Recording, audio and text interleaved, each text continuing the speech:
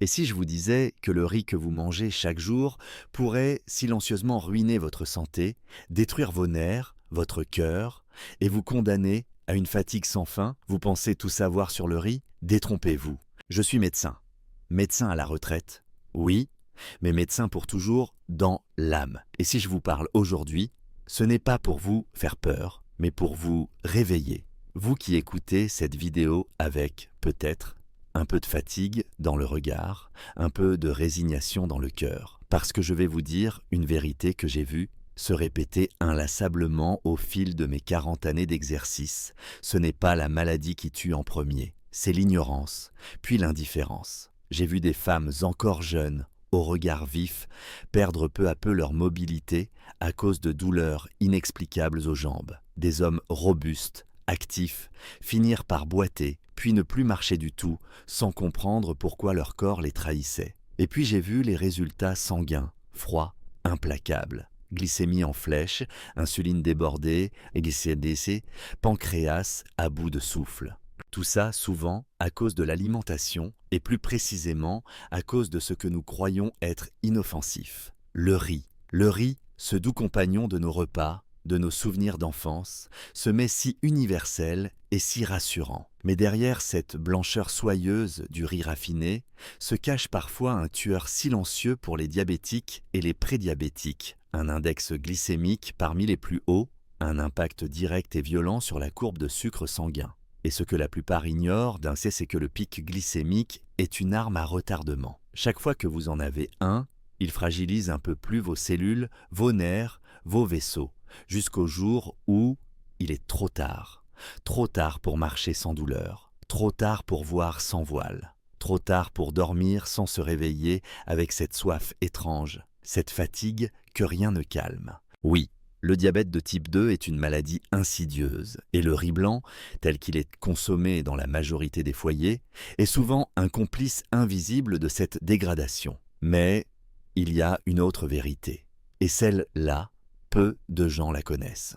Moi, je l'ai apprise au chevet de centaines de patients. Il existe d'autres types de riz, parfois oubliés, parfois marginalisés, qui nourrissent sans nuire, qui énergisent sans agresser, qui respectent votre glycémie et réconcilient votre santé avec votre assiette. C'est pour ça que j'ai voulu faire cette vidéo, pour vous parler d'une chose toute simple. Choisir un riz qui soigne au lieu d'un riz qui détruit. Vous allez découvrir des variétés merveilleuses, anciennes, parfois sacrées dans certaines cultures et aujourd'hui validées par les sciences modernes. Je vais vous les présenter non comme un professeur qui dicte, mais comme un vieux médecin qui murmure à l'oreille d'un ami. Écoute ceci, cela pourrait vraiment te sauver la vie, ou du moins ta liberté. Car perdre la liberté de bouger, de marcher, de vivre sans contrainte, c'est cela qui m'a toujours le plus attristé chez mes patients. Quand on réalise qu'on ne peut plus jouer avec ses petits-enfants, jardiner l'été, ou tout simplement aller acheter son pain, à cause d'un choix alimentaire mal guidé, ça brise quelque chose. Mais il n'est pas trop tard, pas encore. Si vous êtes ici, c'est que vous êtes en recherche, que vous sentez peut-être que quelque chose ne tourne pas rond dans votre quotidien, que vous n'avez plus la même énergie, le même souffle, ou que votre médecin vous a glissé l'air de rien. Attention, votre glycémie est un peu élevée. Eh bien, restez avec moi jusqu'au bout. Parce que dans cette vidéo, je vais vous montrer que le changement ne commence pas par un médicament, mais par un grain de riz, choisi intelligemment. Et vous verrez que ce petit grain peut devenir le point de départ d'un grand renouveau. Mais avant de continuer, si vous trouvez que ce genre de contenu mérite d'être partagé, si vous voulez nous encourager à produire d'autres vidéos utiles, profondes et humaines, alors je vous invite à vous abonner à cette chaîne. Votre soutien est la seule chose qui nous donne la force de continuer, avec rigueur, avec cœur. Et maintenant, j'aimerais vous poser une question simple mais révélatrice. À votre avis, lequel de ces choix est le plus dangereux pour un diabétique? A. Un grand bol de riz blanc bien cuit, consommé seul, le soir. B. Un petit bol de riz complet, accompagné de légumes vapeur et d'un filet de poisson. Dites-moi votre réponse dans les commentaires. A ou B. Et surtout, expliquez pourquoi vous pensez cela.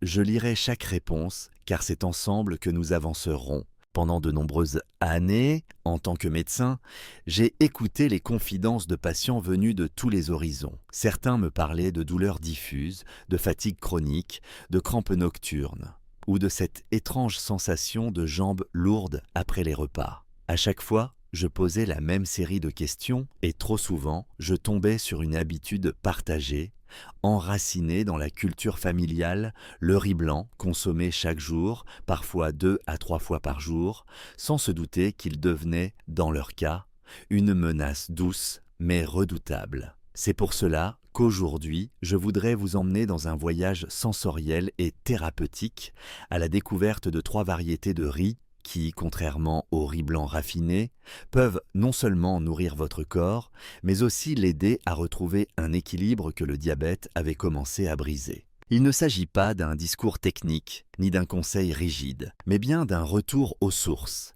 à ces aliments que la nature a conçus dans leur forme complète, intacte, et que les civilisations anciennes considéraient comme des trésors. Ces riz-là ne sont pas nouveaux, mais ils reviennent comme une réponse à nos besoins modernes. Je commence par le riz arborio complet. Beaucoup d'entre vous connaissent sans doute le risotto, ce plat italien onctueux, chaleureux, que l'on partage souvent lors de repas conviviaux. Ce que l'on sait moins, c'est que ce plat peut devenir une merveille nutritionnelle lorsqu'il est préparé avec du riz arborio non raffiné. Ce riz, cultivé dans la région du Piémont, garde son enveloppe naturelle, celle-là même qui contient fibres, vitamines du groupe B, magnésium et phosphore. Ce n'est pas un hasard si les familles italiennes les plus proches des traditions rurales insistent pour utiliser ce riz dans sa forme complète. Il rassasie, il protège, il soigne. Mais surtout, il ralentit l'absorption des glucides. Cela signifie que la montée du sucre dans le sang se fait plus doucement,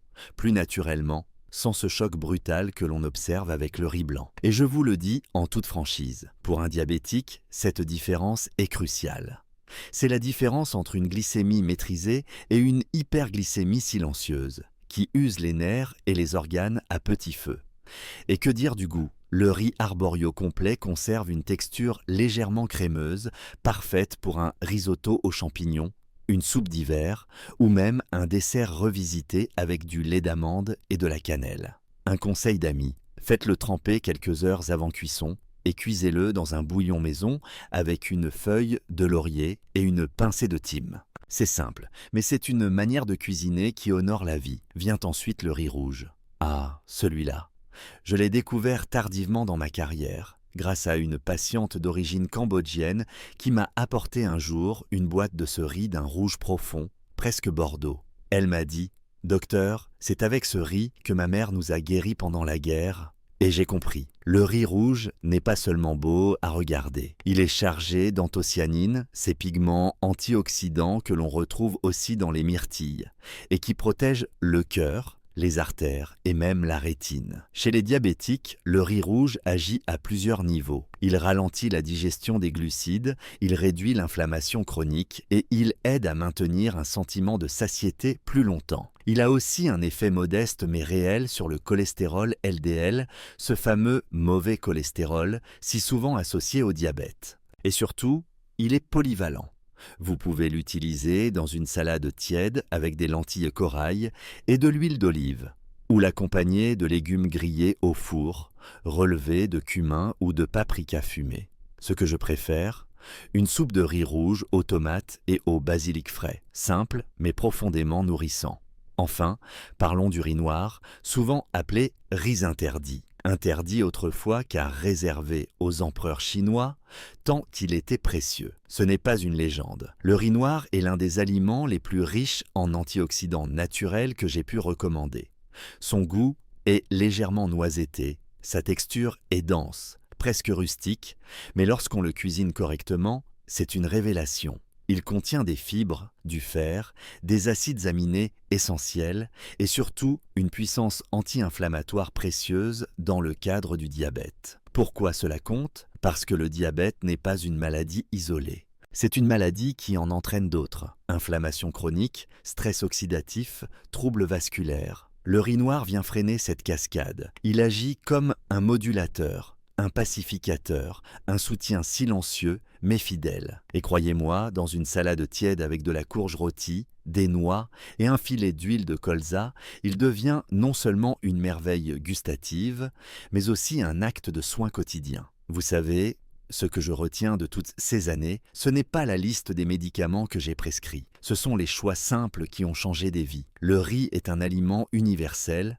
mais c'est la forme sous laquelle vous le consommez qui fait toute la différence. Ces 3 variétés, arborio complet, riz rouge, isiani, riz noir, sont bien plus que des alternatives. Ce sont des opportunités, des chemins vers une alimentation plus douce, plus lente, plus respectueuse de votre biologie. Et surtout, elles sont la preuve que bien manger ne signifie pas renoncer au plaisir. Au contraire, c'est retrouver le vrai goût, celui de la vie, celui des choses entières, vraies, vivantes. Alors, la prochaine fois que vous irez faire vos courses, posez-vous la question.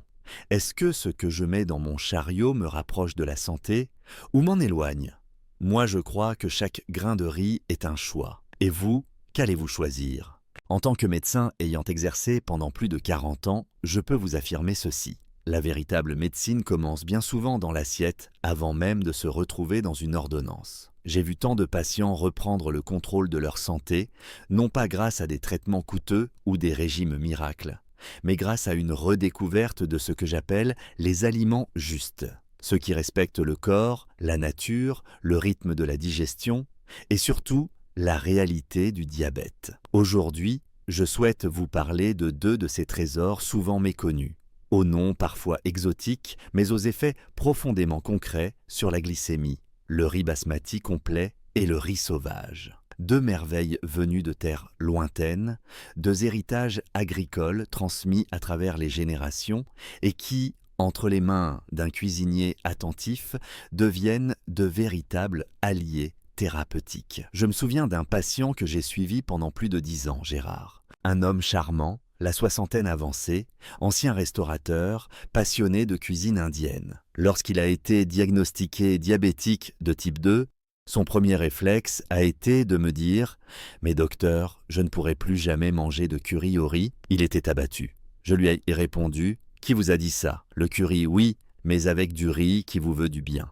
C'est ainsi qu'il a découvert le riz basmati complet. Ce riz, originaire des contreforts de l'Himalaya, est une merveille d'équilibre. Dans sa version complète, il conserve son enveloppe extérieure, riche en fibres, en vitamines du groupe B et surtout, il présente un indice glycémique beaucoup plus bas que le riz blanc traditionnel. Cela signifie que lorsqu'on le consomme, le sucre dans le sang n'augmente pas brutalement, mais doucement, de manière contrôlée.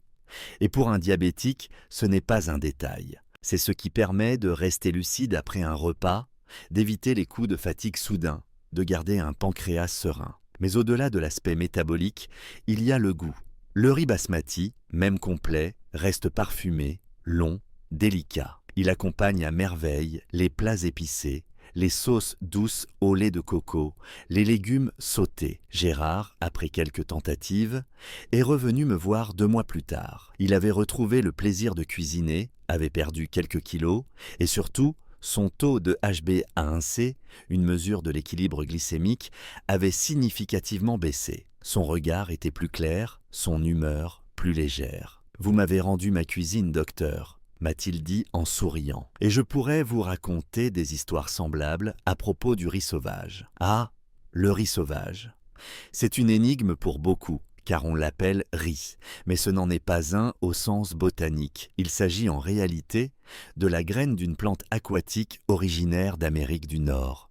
Un aliment ancestral que les peuples autochtones, comme les Ojibwés ou les Sioux, récoltaient à la main dans les lacs, en canoë, avec un respect profond pour la nature. Ce n'est pas un riz, c'est un symbole, un héritage, une offrande. Sur le plan nutritionnel, il dépasse de loin la plupart des céréales que l'on trouve dans nos supermarchés. Riche en protéines végétales, en fibres solubles, en antioxydants puissants, le riz sauvage est un véritable rempart contre les variations glycémiques. Il agit lentement dans l'organisme, apporte une sensation de satiété durable et contribue à réduire l'inflammation systémique si fréquente chez les diabétiques. J'ai conseillé le riz sauvage à des patients qui souffraient un peu de fringales incontrôlables, de fatigue chronique après les repas ou de ballonnements constants. Dans la plupart des cas, le simple fait d'introduire ce riz 1 ou 2 fois par semaine, en salade froide ou en accompagnement d'un plat chaud, a suffi à restaurer un équilibre digestif. J'ai même vu certains patients diminuer leur dépendance au grignotage sucré du soir,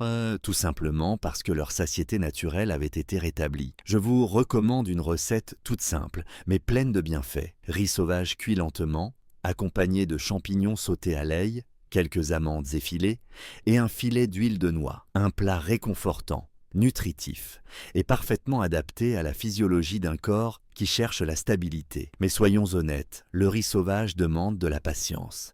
Il met plus de temps à cuire. Il a une texture un peu plus ferme. Il ne se prête pas aux plats express du quotidien.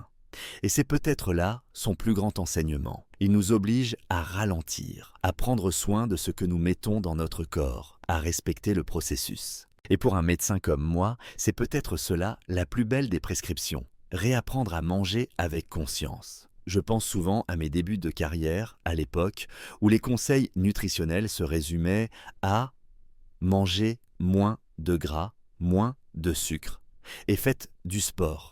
Aujourd'hui, je vous dirais mangez vrai, mangez complet et surtout, écoutez votre corps. Il sait. Le riz basmati complet et le riz sauvage ne sont pas seulement des solutions pour diabétiques, ce sont des aliments de sagesse, des choix qui nous réconcilient avec nous-mêmes. Et vous, chers amis qui m'écoutez, si vous avez en vous ce désir de mieux faire, de mieux manger, de mieux vivre, commencez par là, par un grain, par un plat. Par un changement simple mais profond. Vous verrez que ce n'est pas un sacrifice, c'est une libération. Je ne suis plus le jeune médecin que j'étais, mais je reste profondément convaincu que transmettre ce savoir est plus important que jamais. Et si mes mots vous ont touché aujourd'hui, alors c'est que mon rôle ne s'est pas encore tout à fait terminé. Lorsque j'étais encore en activité, il m'arrivait souvent de recevoir des patients en larmes. Non pas à cause d'un diagnostic soudain, mais à cause d'un sentiment plus profond, plus insidieux, celui de ne plus se reconnaître dans leur propre corps. Ils me disaient « Docteur, je mange moins, je fais attention,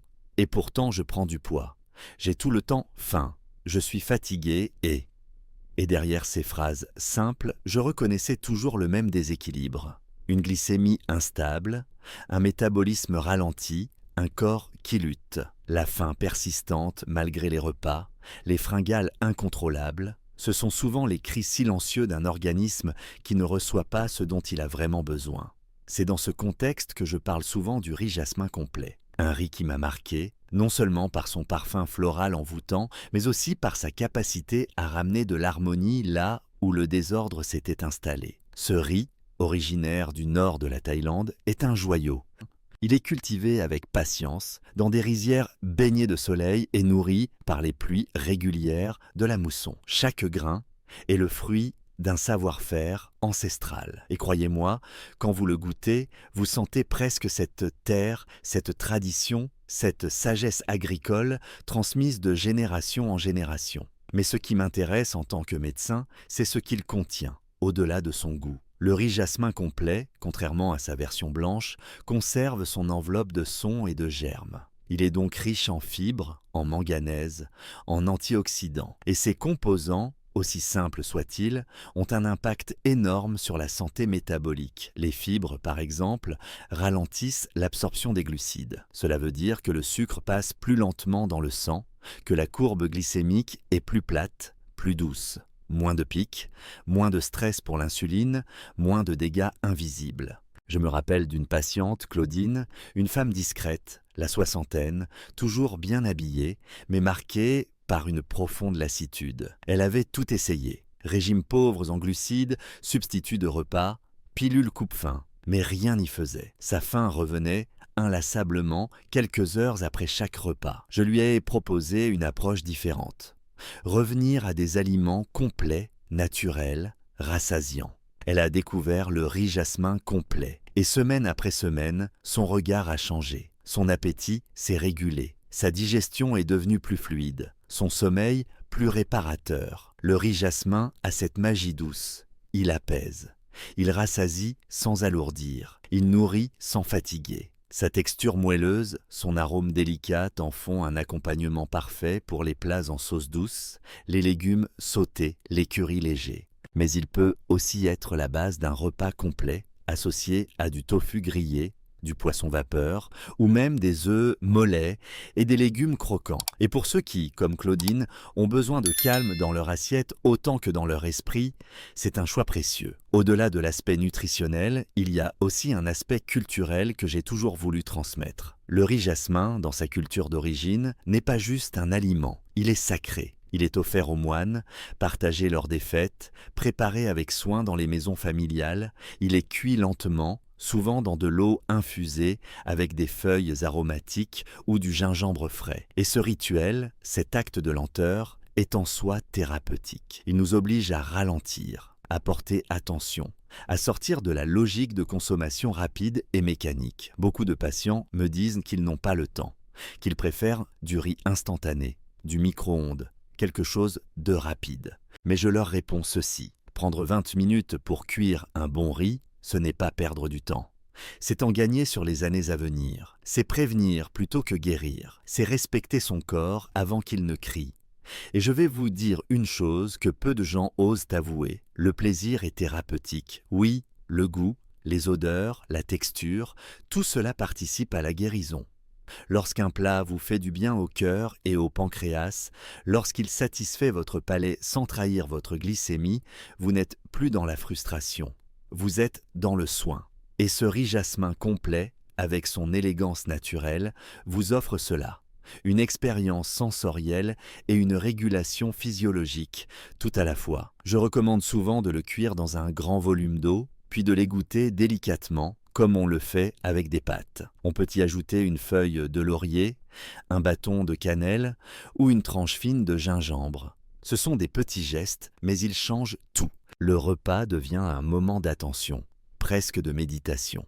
Et pour les amateurs de cuisine asiatique, le riz jasmine complet est une base magnifique. Il sublime un curry de légumes, adoucit un sauté de crevettes ou équilibre un plat un peu épicé. Il peut même être utilisé en dessert.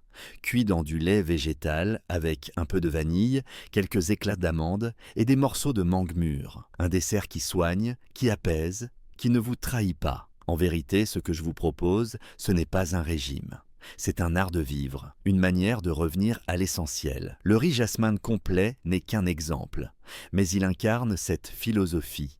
Manger moins, mais mieux. Manger simple, mais complet. Manger avec respect, pour soi, pour ceux qui nous aiment, pour les années à venir. Et si aujourd'hui, vous m'avez écouté jusqu'ici, alors peut-être qu'une partie de vous sent que c'est le bon moment pour changer, pour ne plus subir, pour ne plus vivre dans la peur des complications, des piqûres, des hospitalisations, pour choisir enfin des aliments qui vous accompagnent et non qui vous menacent. Je suis un vieux médecin, oui, mais je crois encore à la puissance des choix quotidiens. Et je crois profondément que le riz jasmin complet peut être l'un de ces choix qui silencieusement changent tout. Je suis médecin. À la retraite, certes, mais toujours habité par ce même élan qui m'a porté toute ma vie, celui de prendre soin. Et aujourd'hui, je voudrais vous parler non plus d'un aliment en particulier, mais de quelque chose de plus grand, de plus fondamental. La manière dont nous cuisinons, dont nous préparons nos repas, dont nous choisissons les ingrédients, les associations, les temps de cuisson, bref, la façon dont nous prenons soin de nous à travers la nourriture. Après vous avoir parlé de différentes variétés de riz, toutes plus intéressantes les unes que les autres pour les personnes vivant avec un diabète, il me semble essentiel de vous rappeler que le simple fait de bien cuisiner peut transformer radicalement l'effet d'un aliment sur votre corps. Je l'ai vu tant de fois chez mes patients. Ce n'est pas seulement ce qu'ils mangeaient qui comptait, c'était comment ils le mangeaient, l'intention, la méthode, la régularité, la patience. Tout cela a un rôle physiologique, croyez-moi. Prenons un exemple tout simple, le trempage du riz.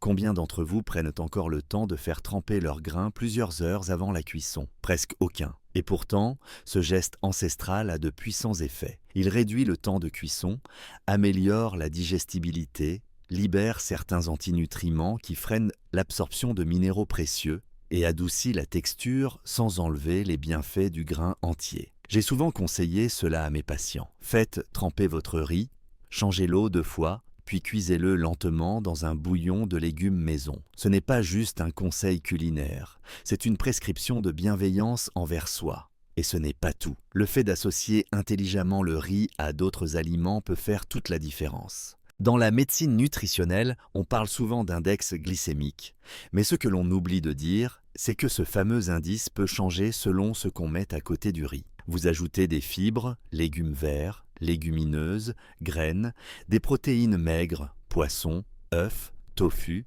un peu de gras sain, huile d'olive, avocat, noix, et soudain, votre corps métabolise ce riz d'une façon toute différente. La réponse glycémique est réduite, l'énergie est libérée plus lentement, vous vous sentez rassasié plus longtemps. Je me rappelle d'un homme, Jean-Luc, qui était désespéré. À 58 ans, on lui avait annoncé qu'il devrait probablement commencer l'insuline si ses glycémies ne se stabilisaient pas rapidement. Il avait peur. Il avait l'impression que tout ce qu'il mangeait était désormais une menace. Je l'ai accompagné pas à pas, et l'un des premiers changements qu'il a fait fut d'apprendre à composer ses repas autrement. Il a remplacé le riz blanc rapide par du riz complet, oui, mais surtout, il l'a cuisiné autrement, avec des pois chiches, du curcuma, du brocoli, un filet de citron et un peu de persil frais. Il m'a dit plus tard, « Docteur, je ne savais pas que j'avais le droit de me faire plaisir tout en prenant soin de moi. » C'est là que tout a basculé. Et je voudrais insister aussi sur une chose qui me tient à cœur, la lenteur. Le diabète s'inscrit souvent dans un rythme de vie effréné. On mange vite, mal, entre 2 réunions, sans mâcher, sans goûter, cela crée du chaos dans le corps. Mais lorsqu'on revient à une cuisine lente, à des plats préparés avec attention, quelque chose se répare. On digère mieux, on respire mieux, on dort mieux. Ce n'est pas magique. C'est physiologique. J'ai même vu des personnes réduire leur dose de médicaments simplement parce qu'elles avaient retrouvé le plaisir de manger calmement, avec des aliments complets, cuisinés maison. Un autre aspect souvent oublié, l'utilisation des épices et des herbes médicinales. Vous ne pouvez pas imaginer à quel point un peu de cannelle, de gingembre, de laurier ou de curcuma peut aider à réguler la glycémie. Non, ce ne sont pas des traitements miracles, mais ce sont des aides naturelles, efficaces, que la nature nous offre depuis toujours. Et elles sont à votre portée, dans votre cuisine. Ajoutez une branche de romarin dans votre eau de cuisson ou un clou de girofle dans votre riz au lait végétal. Non seulement le goût sera sublime, mais votre corps vous remerciera. Enfin, je ne saurais conclure sans évoquer l'importance du lien entre l'alimentation et la mémoire affective. J'ai vu des patients pleurer en goûtant un plat qui leur rappelait leur enfance. J'ai vu des couples se rapprocher à nouveau parce qu'ils prenaient enfin le temps de cuisiner ensemble. Manger, ce n'est pas juste se nourrir, c'est se relier à ce que nous sommes. Et quand cette relation est réparée, la santé suit. C'est une vérité que la médecine moderne redécouvre enfin, et que moi, en tant que vieux médecin, je n'ai jamais cessé de défendre. Alors je vous le dis aujourd'hui, avec toute l'humilité d'un homme qui a vu passer des centaines de vies, le choix du riz est important, bien sûr, mais il ne sera jamais suffisant si vous ne le placez pas dans une cuisine vivante, joyeuse, lentée et pleine de conscience. Vous avez le pouvoir, chaque jour, de transformer votre santé. Et cela commence bien souvent dans une simple casserole, avec de l'eau, un peu de sel, un peu d'amour et un grain de riz. Prenez soin de vous, prenez le temps et souvenez-vous, ce sont les petits gestes répétés qui changent les grandes trajectoires. Ce n'est pas ce que vous mangez une fois par mois qui compte, mais ce que vous choisissez jour après jour, en toute simplicité, en toute humanité. Au fil de ma carrière de médecin, j'ai appris une chose fondamentale. Ce ne sont ni les grandes théories, ni les traitements spectaculaires qui transforment la santé d'un individu, mais les petits gestes répétés chaque jour avec constance, conscience et bienveillance. Aujourd'hui, à la retraite, je continue à observer le monde avec les yeux d'un médecin, non plus pour prescrire, mais pour transmettre. Car il me semble plus que jamais urgent de revenir à des fondamentaux simples mais profonds. Manger sainement, lentement, avec gratitude, en choisissant des aliments vrais, complet et respectueux de notre physiologie. À travers cette série consacrée au riz et au diabète, je n'ai pas simplement voulu vous lister des variétés meilleures que d'autres. J'ai voulu vous inviter à un changement de regard. Le riz n'est qu'un prétexte. Ce qui importe vraiment, c'est ce qu'il représente, notre rapport à l'alimentation, à la nature, au temps que nous nous accordons, à la manière dont nous prenons soin de nous et de ceux que nous aimons. Car manger, c'est se construire, c'est s'honorer. Et trop souvent, nous avons laissé cette fonction sacrée entre les mains de l'industrie, de la vitesse, du marketing et de l'oubli. Mais la bonne nouvelle, c'est qu'il n'est jamais trop tard. Il suffit d'un premier pas. Choisir un riz complet plutôt qu'un riz blanc. Remplacer un soda par une infusion. Prendre le temps de mâcher, de sentir, de savourer. Ces gestes peuvent paraître insignifiants, mais croyez-moi, ils ont changé la vie de centaines de mes patients. J'ai vu des personnes fatiguées retrouver de l'énergie, des glycémies se stabiliser, des douleurs s'estomper simplement en changeant leur manière de s'alimenter. Et surtout, j'ai vu des visages s'éclairer, des couples se retrouver, des familles recréer du lien autour d'un repas cuisiné avec amour. Aujourd'hui, si je vous parle avec autant de cœur, c'est parce que je crois profondément à la puissance du retour au bon sens. Pas au dogme, pas à la peur, pas à la privation, mais à la joie d'un équilibre retrouvé. Oui, on peut être diabétique et se faire plaisir. Oui, on peut manger avec gourmandise sans mettre sa santé en danger. Oui, on peut vivre mieux, à tout âge, à toute étape de la maladie. Et si vous avez écouté jusqu'ici, alors vous faites déjà partie de celles et ceux qui choisissent de ne pas subir,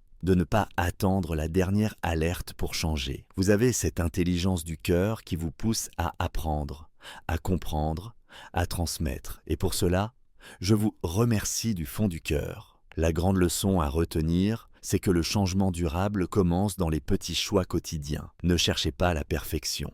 Cherchez la cohérence, l'intention, la régularité. Offrez à votre corps de la qualité, pas de la quantité. De l'écoute, pas du contrôle. De la bienveillance, pas de la peur. Et vous verrez que la santé suivra. Et vous, dites-moi en commentaire, préférez-vous un repas simple mais fait maison ou un plat sophistiqué mais industriel? A. Je choisis le repas simple, fait maison. B. Je préfère le plat prêt à consommer, plus rapide. Laissez votre réponse en commentaire, j'ai hâte de lire vos avis et de voir ce que chacun pense. C'est en partageant nos expériences que nous avançons ensemble. Et si ce contenu vous a touché, éclairé ou aidé d'une quelconque manière, je vous invite, avec toute la délicatesse d'un vieux médecin qui n'a plus rien à vendre, mais encore beaucoup à donner, à vous abonner à cette chaîne. Cela m'encourage profondément à continuer. Et si vous en avez la possibilité, soutenez mon travail avec un petit don, même symbolique. Car oui, je suis vieux, mais je consacre encore du temps, de l'énergie et du cœur à faire ce que je peux pour que d'autres vivent mieux. Merci d'être là, merci d'écouter, merci de transmettre à votre tour, et à très bientôt pour d'autres partages sincères et utiles.